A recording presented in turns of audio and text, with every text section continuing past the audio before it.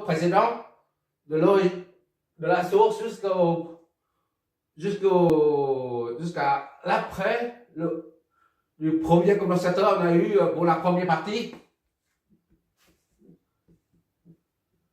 Voilà. Pour la première partie, on a 45 degrés. Ici, pour la première partie, on a V1 qui est 42 seulement. D'accord? Et deuxième partie, pour l'exo précédent, on a eu 45 degrés. Primo et secondo ici. V2. Ça, c'est V1. Ça, c'est l'exo précédent. C'est 110, donc 45 degrés également. Mais ici, là, entre V1 et V2, là, t'as pas 45, t'as 57. D'accord? Tout ça parce que les valeurs des résistances sont différentes, ainsi que celles des bobines d'inductance. C'est pour ça qu'on n'a pas le même angle. D'accord? C'est tout. Pour comparer cet exercice à celle qu'on a fait dans l'exercice précédent, c'est qu'on peut utiliser soit des condensateurs pour concevoir un filtre passe haut. En haute fréquence, je reprends 1 sur J oméga C. O moins J sur oméga C. Quand oméga augmente, d'accord? XC est égal à moins J sur oméga C. 1 sur oméga C. Voilà. Et moins 90. Voilà. On met ça. Allez, vite, mets ça. Voilà. Et quand oméga augmente, ça là, 1 sur oméga C tend vers égal à 0. Il y a un court-circuit ici. D'accord? Toute la tension de source Vs, ici là, se trouve à ce niveau. De même, quand oméga augmente, quand la fréquence augmente, le quotient 1 sur oméga C tend vers 0. Ça aussi, c'est un court-circuit. Une fois Vs se trouve ici, à cause du court-circuit là, Vs se trouve ici, Vs voit un autre court-circuit. C'est la raison pour laquelle V1 se retrouve ici. Vs c'est V1.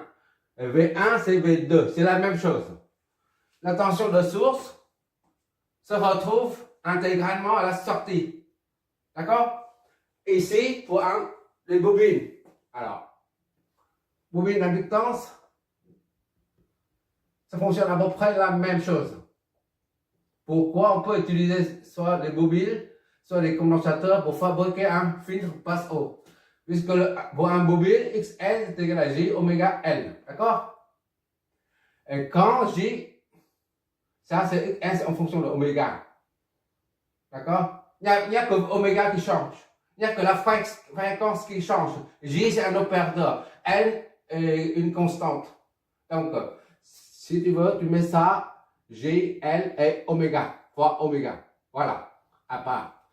Plus oméga augmente, plus XL augmente. D'accord? C'est-à-dire, XL, oméga tend vers plus infini, par exemple, comme tout à l'heure, ça plus infini. Ça, c'est égal à moins 1 sur quelque chose, plus infini fois C est égal à moins sur plus infini est égal à 0. D'accord? Par contre, ici, là, quand oméga tend vers plus infini, je reprends ici, je remets là. Et ça tend vers, le tout tend vers plus infini. D'accord? Plus infini, qu'est-ce que ça signifie pour une bobine? C'est-à-dire, il y a une coupure là. La résistance est infinie. Il y a une coupure ici. Il y a une coupure ici. Il y a une rupture. D'accord? La résistance. Quand la résistance est nulle, c'est comme si, pour un condensateur, il y a un court-circuit, c'est-à-dire c'est un fil conducteur. D'accord? Le courant passe. Et la tension, il n'y a pas de chute de tension à ce niveau. Il n'y a pas de chute. Par contre, là, ici, là, quand la L devient infinie, ça signifie le contraire, c'est-à-dire il y a une rupture. Ici. Il y a une rupture. Voilà. Résistance infinie, ça signifie ça. C'est comme un AOP. Pour un AOP idéal, on a Z in est plus infini. Tu t'en rappelles? Et Z out est nul. Mais là, pour l'instant, on s'occupe de ça. Là. Donc, ça c'est lorsque oméga tend, la fréquence tend vers l'infini, les deux bobines sont interrompues. C'est comme si on les coupe. On les interrompt. D'accord? La tension là passe par là. Mais en basse fréquence, XL, quand oméga tend vers 0, alors là, GL fois 0, ça donne 0. On retombe sur ce cas-là. C'est-à-dire en basse fréquence, l'inductance des bobines devient un simple fil conducteur. Ça crée un court-circuit. La tension qui se trouve ici, là, retrouve ici. Je ne sais pas si tu vois. Ce point est le même que celui-là. Toute la tension de source se retrouve ici. Il y a un court-circuit là. Donc ça, c'est un filtre passe haut. La tension, quand il y a un court-circuit, la tension ne peut pas sortir d'ici.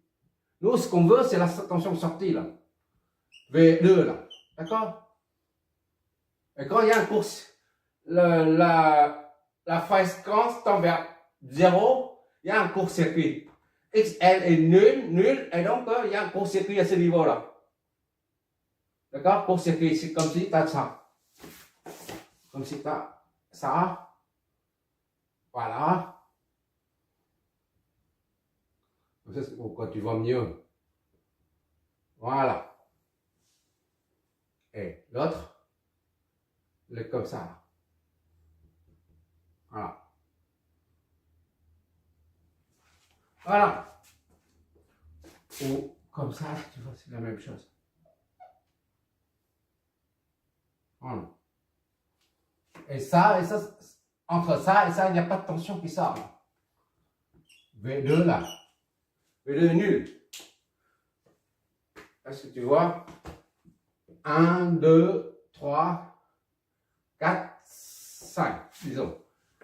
1, 2, 3, d'accord? 5, 4, c'est là. 4 et 5, c'est le même potentiel. D'accord? 4 et 5, c'est le même point. C'est le même point que celui-là. Point négatif. Le point négatif de la source, c'est 0 volt.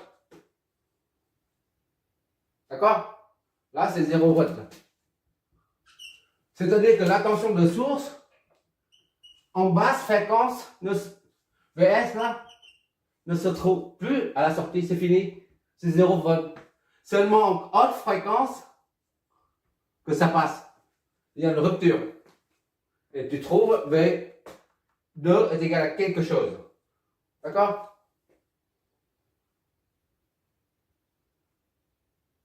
Là, c'est V2. VS se retrouve intégralement à la sortie. V2 est égal à VS en haute fréquence.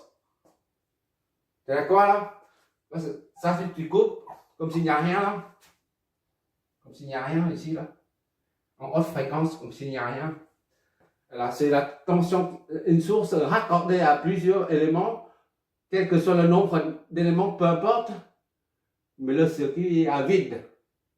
Donc la tension ici, là, c'est le même que la tension ici, c'est la même que celle-là, comme un circuit de terminal. D'accord? V terminal se trouve là. À vide, mais en charge, si tu mets une charge, à vide, c'est la même chose que là. Ça et ça, c'est la même chose. Et si tu fais faire référence à ça plus ça est égal à ça. D'accord? Pour résumer, en haute fréquence, toute la tension de source se retrouve à la sortie. V2 est égal à Vs. Mais on verra les filtres après. Les filtres de la résonance après. Juste ici pour voir les différentes déphasages seulement. D'accord? J'ai pris ce circuit de filtrage de type passe haut pour analyser le déphasage seulement. D'accord? Et les amplitudes. Mais en ce qui concerne le filtrage, on verra ça après, le moment venu. Comme pour un condensateur, on a trouvé l'amplitude. Ici, là, au niveau du V1, c'est 417,4 millivolts. Et après, c'est 65 degrés. Et après, c'est 333,310 degrés. Et là, c'est 20